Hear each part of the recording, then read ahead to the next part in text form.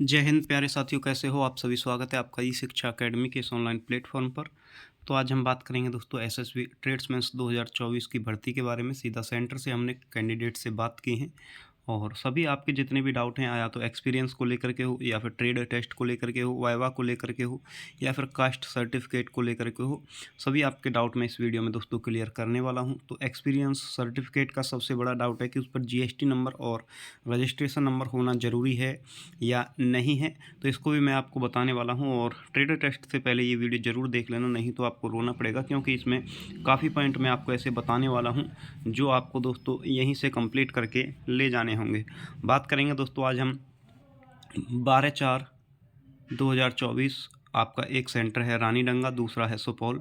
तो दोनों सेंटर्स की बात हम इस वीडियो में करने वाले हैं। तो दोनों सेंटर्स की मैं आज आपको दोस्तों यहाँ पर कंप्लीट इन्फॉर्मेशन देने वाला हूँ।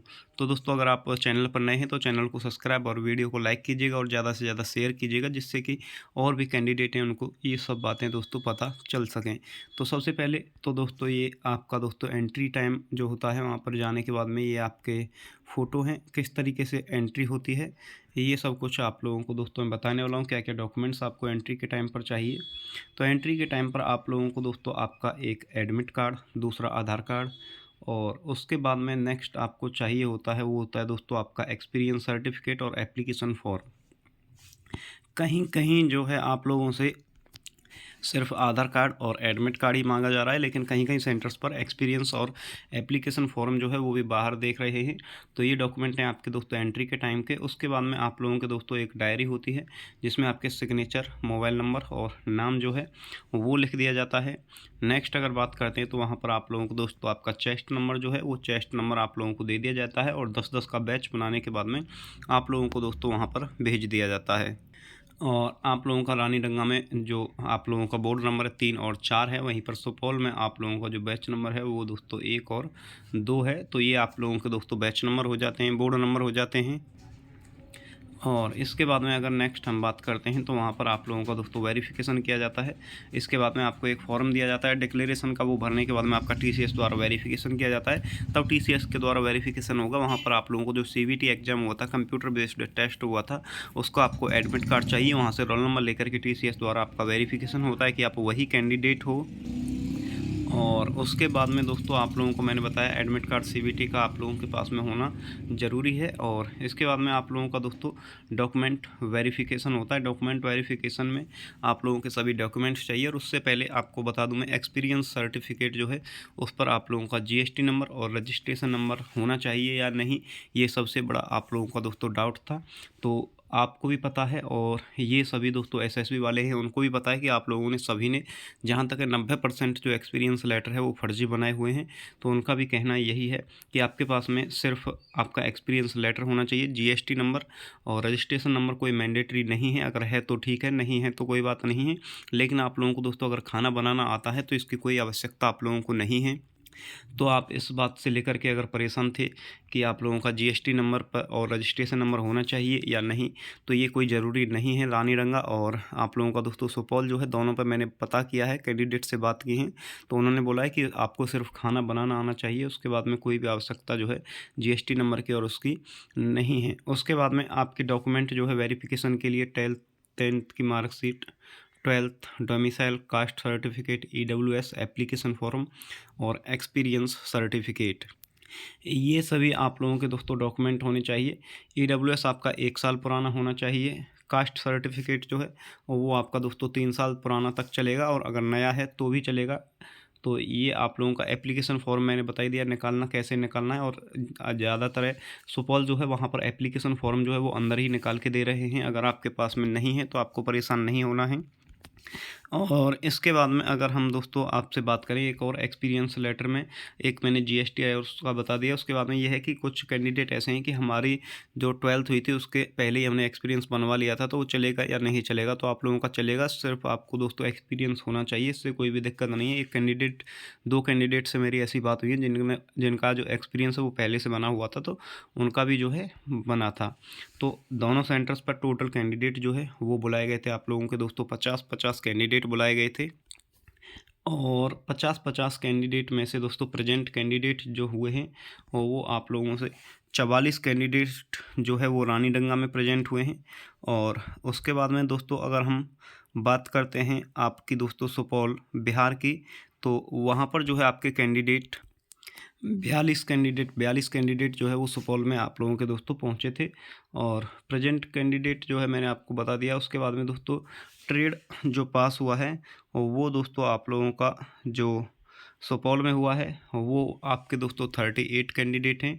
और सुपौल में है आप लोगों के दोस्तों 38 कैंडिडेट और रानीडंगा में है 40 कैंडिडेट। 38 कैंडिडेट का दोस्तों सुपौल में और रानीडंगा में 40 कैंडिडेट का जो ट्रेड है आप लोगों का वो दोस्तों यहाँ पर पास हुआ है। डॉक्यूमेंट वेरिफिकेशन की अगर बात करते हैं तो रानीडंगा में दोस्तों 4 कैंडिडेट और उसके बाद में दोस्तों यहाँ पर जो है आपका सुपौल में जो है 3 से 4 कैंडिडेट जो है यहाँ डॉक्यूमेंट्स में निकले नहीं हैं, उनको टाइम दिया गया है। उनके डॉक्यूमेंट्स में कोई दिक्कत थी तो वो आप लोग जो है अगर आपके डॉक्यूमेंट्स में कोई दिक्कत है तो आप दोस्तों तब तक ट्रेड टेस्ट चलेंगे, तब तक आप जा कर के बनवा सकते हैं और पहुँचा सकते हैं उनके पास में। उसके बाद की अगर हम यहाँ पर दोस्तों बात करते हैं कि आपसे क्या क्या जो है बनवाया गया, वाइवा में क्या क्या क्वेश्चंस जो है पूछे गए। तो अगर बात करते हैं दोस्तों वाइवा के क्वेश्चंस और क्या क्या बनवाया गया, तो वाइवा की अगर बात करते हैं तो आपके जो सभी मसाले हैं जिनकी वीडियो मैंने आपको पहले से बना करके दी हुई है, पीडीएफ आपको दी है और दाल हैं, यानी कि जितनी भी हमारी 2 से 3 पीडीएफ हैं दाल की और मसाले की, सिर्फ एक पीडीएफ है मसाले और दाल की और एक है खाने की। तो आप लोग वो दोस्तों वो पीडीएफ देखिएगा। टोटली जितना भी वाइवा है आपका उस पीडीएफ में से हो रहा है वो कम्प्लीटली पीडीएफ है। उसमें दोस्तों जितने भी मसाले हैं वो सभी मसाले और दाल जो है हमारी जो पीडीएफ है उससे ही आप लोगों को देखने के लिए मिलेंगे। एक थाली है उसमें ये आपके सभी मसाले और सभी जो दाल हैं वो रखी हुई हैं। तो काफ़ी कैंडिडेट ऐसे हैं वो देखकर बता रहे हैं, काफ़ी कैंडिडेट ऐसे हैं जो सूंघकर बताते हैं उन्हें, काफ़ी कैंडिडेट ऐसे हैं कि उसको चखते भी हैं तब बताते हैं, यानी कि आप कैसे भी उनको बता सकते हैं। सभी मसाले और दाल जितने भी हमारी दोस्तों पीडीएफ है उससे हमारे जो वीडियो हैं उसी से सभी आए हुए हैं। अगर आपने अभी तक पीडीएफ नहीं देखी तो आप हमें मैसेज कीजिएगा, कमेंट कीजिएगा, हम आपको पीडीएफ प्रोवाइड कराएंगे और 100% गारंटी देते हैं कि आप उसको अगर पढ़ते हैं तो आप लोग दोस्तों पास हो जाएंगे। उसके बाद में दोस्तों वाइवा के क्वेश्चन मैंने बता ही दिया। बाकी आपसे ये भी पूछ सकते हैं, वैसे पूछ नहीं रहे, सिर्फ मसाले और दाल पूछ रहे हैं और कुछ नहीं है। अगर हो सकता है पूछने लगे कि ये सब्ज़ी कैसे बनती है, वैसे पूछेंगे नहीं, आप सिर्फ मसाले और दाल वाला जो पीडीएफ है वो आप दोस्तों तैयार कर लीजिएगा।